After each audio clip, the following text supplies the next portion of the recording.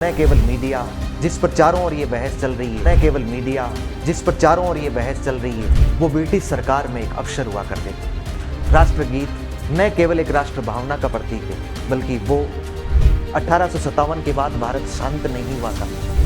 ये कई आंदोलनों, ये जुलूसों, सभाओं में यही नारा गूंजा, वंदे मातरम, वंदे मातरम, सुजलाम सुफलाम मलयज शीतलाम, सस्य श्यामलाम, वंदे मातरम। अगर कल सरकार आपको कह दे कि वंदे मातरम गाना अनिवार्य है, तो क्या आप गाएंगे? यदि कोई आपको आके कहे कि इसे गाना देशद्रोह है, तो क्या आप इस बात को मान लेंगे? नमस्कार दोस्तों, मैं विजेश बाजिया और आज हम लोग चर्चा करेंगे एक उस मुद्दे पर जो न केवल मीडिया जिस पर चारों ओर ये बहस चल रही है कि क्या वंदे मातरम गाया जाना चाहिए, क्या वंदे मातरम को नहीं गाया जाना चाहिए, क्या वंदे मातरम एक गीत है, क्या वंदे मातरम एक आस्था का प्रतीक है, क्या वंदे मातरम एक देवी के रूप में पूजा जाने वाला गीत है। तो असल में सवाल गीत का नहीं है, सवाल है भारत किस तरह का राष्ट्र है। कोई भी राष्ट्र तीन चीजों से मिलकर बनता है: वहां की भूमि, वहां रहने वाली जनता और वहां की साझा स्मृति। जहां यूरोप में राष्ट्र का मतलब झंडे से लिया जाता है, वहीं अमेरिका में राष्ट्र का मतलब संविधान से लगाया जाता है। लेकिन जो चिरकाल से चला आ रहा भारत, उसके लिए राष्ट्र का मतलब भावना, स्मृति और संघर्ष की एक त्रिवेणी से माना जाता है। भारत को जोड़ने के लिए कानूनी काफी नहीं थे, एक गीत चाहिए था। जी हाँ, जब 1857 की क्रांति हो चुकी थी, 1857 के बाद भारत शांत नहीं हुआ था, भारत चुप हो गया था, हथियार छीन लिए गए थे, आत्मसम्मान टूट गया था और अंग्रेजों की सबसे बड़ी जीत थी भारतीयों की मानसिक पराजय। ऐसे समय में तलवार नहीं, शब्द चाहिए थे। वो शब्द चाहिए थे जो देश की जनता को एकजुट कर सके। मैं ये कहूँगा कि एक ऐसा गीत जिसको गाने पर अंग्रेज सरकार डर जाती थी, जिसको बोलने पर लोग जेल चले जाते थे और जिसको लेकर आज बहस हो रही है, वो गीत है वंदे मातरम, जिसमें सुजलाम सुफलाम कृषि और जीवन से जुड़ी गतिविधियों को दर्शाता है, वहीं सस्य श्यामलाम एक भारतीय आत्मनिर्भरता को, आर्थिक आत्मनिर्भरता का प्रतीक है, वहीं मातृभूमि, भूमि नहीं, एक सभ्यता, एक संस्कृति का प्रतीक है। ये कविता धर्म नहीं गढ़ती है, ये राष्ट्रबोध गढ़ती है। बंकिम चंद्र ने पहली बार भारत को देवी नहीं मां कहा था।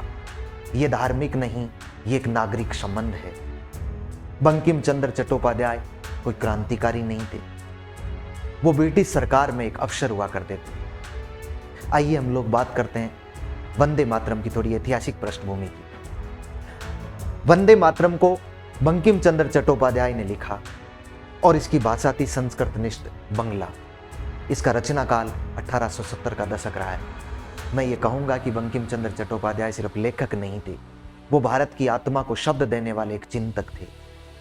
इस गीत को पहली बार सार्वजनिक रूप से गाया गया गुरुदेव रविंद्रनाथ टैगोर द्वारा 1896 के उस भारतीय राष्ट्रीय कांग्रेस के कलकत्ता अधिवेशन। यहीं से वंदे मातरम एक राष्ट्रीय गीत बना, यहीं से राष्ट्रीय आंदोलन का स्वर बना।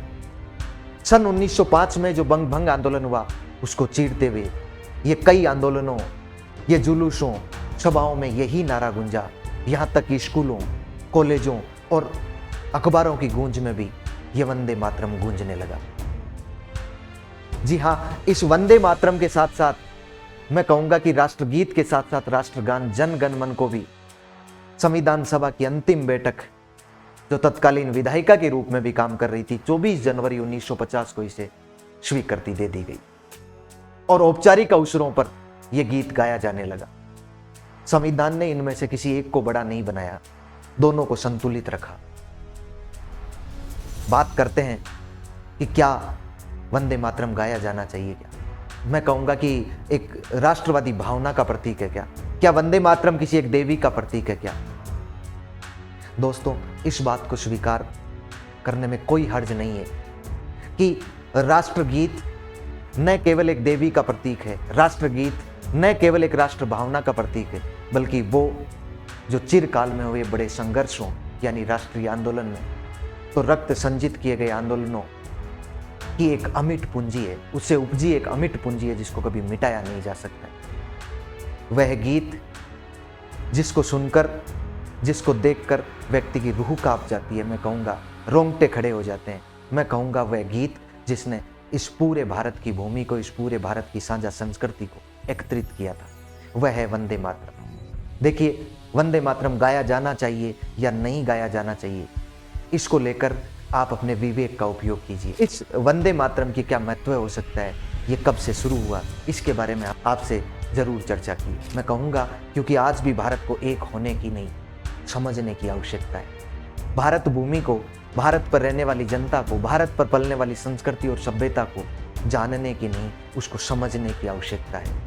और वंदे मातरम हमें देशभक्त नहीं बनाता है, हमें वो एक जिम्मेदार नागरिक बनाता है। नमस्कार।